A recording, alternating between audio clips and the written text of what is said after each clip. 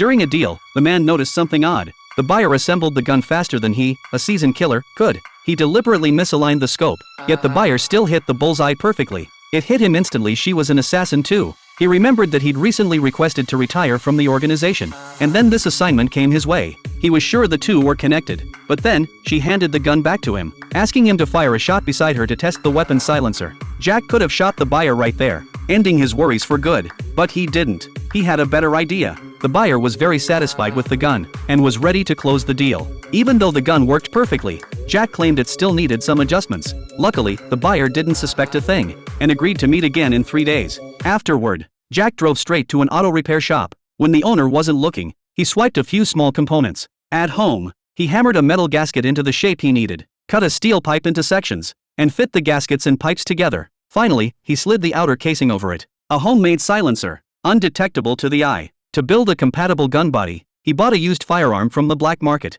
disassembled it completely, and reassembled it. It looked like an ordinary gun, but he had intentionally tweaked the parts to reduce accuracy. Then came the most important step. Jack filed the tip of a bullet flat, drilled a small hole in it, and carefully injected a drop of mercury inside. Even if this custom bullet didn't hit a vital spot, the mercury would finish the target. On the day of the exchange, as soon as Jack handed over the bullets, the buyer suddenly asked to test the gun again. I'm just going to the ladies. Wait here. Jack was startled. He was alone in the restaurant. Was he walking into a trap? When the buyer returned, he quickly slipped the hidden gun into his pocket. Okay? I'm fine. You? Just fine. You won't need your gun. You never know.